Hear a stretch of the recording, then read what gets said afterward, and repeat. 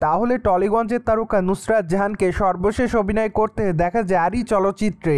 চলচ্চিত্রটিতে অবশ্যই ইয়াশ দাশগুপ্তার বিপরীতে অভিনয় করেছেন এই তারকা, এমনটাই জানা যায়। তাছাড়া এই চলচ্চিত্রটি মূলত ফ্যামিলি ড্রামা ঘরানার ছিল। ঠিক এজন্য চলচ্চিত্রটি মুক্তি পাওয়ার আগে থেকে সকল দর্শকরা চলচ্চিত্রটি দেখার জন্য একটু এক্সাইটমেন্টের মধ্যে ছিলেন। যদিও গোটা কলকাতাতে 25 এপ্রিল চলচ্চিত্রটি মুক্তি দেওয়া হয়েছে, তাই তো বর্তমানে চলচ্চিত্রটি নিয়মিত দেখছে সকলে, এমনটাই জানা যায়। পাশাপাশি আরও জানা যাচ্ছে যে চলচ্চিত্রটি এখন পর্যন্ত মোটে 15 লক্ষ টাকা ইনকাম করে। তাই তো বলাই বাহুল্য যে চলচ্চিত্রের ইনকাম খুবই কম, যার প্রেক্ষাপটে বলাই বাহুল্য যে চলচ্চিত্রটি যদি এভাবে ইনকাম করতে থাকে তাহলে অবশ্য তার বাজেটের অর্থ উঠাতে অনেকটা সময় লাগবে চলচ্চিত্রের। এমনকি অনুমান করা যাচ্ছে যে চলচ্চিত্রটি হয়তো ফলবের তকমাও পেতে পারে।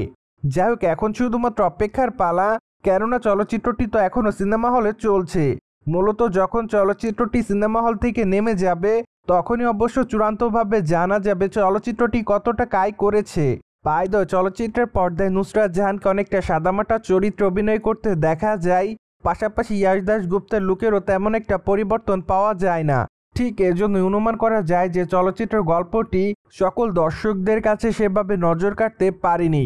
অন্যদিকে আগামী দিনে টলিগঞ্জের তারকা নুসরাত জাহানের হাতে বেশ কয়েকটা চলচ্চিত্রের কাজ আছে, তাই তো অনুমান করা যাচ্ছে খুবই শীঘ্রই টলিগঞ্জের এই তারকা তার নতুন চলচ্চিত্রের ঘোষণা দিবেন।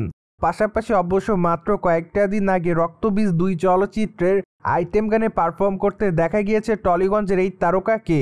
যদিও রক্তবীজ 2 চলচ্চিত্রের আইটেম গানে তার পারফরমেন্সটি দর্শকদের কাছে নজর কাড়ার মতোই থাকবে, আপাতত এমনটাই দাবি করেছে চলচ্চিত্রের নির্মাতা সংশ্লিষ্টরা। প্রসঙ্গত, টলিগঞ্জের এই তারকাকে এর আগে অবশ্য দেখা গিয়েছে চাঁদ মামা আইটেম গানে পারফর্ম করতে।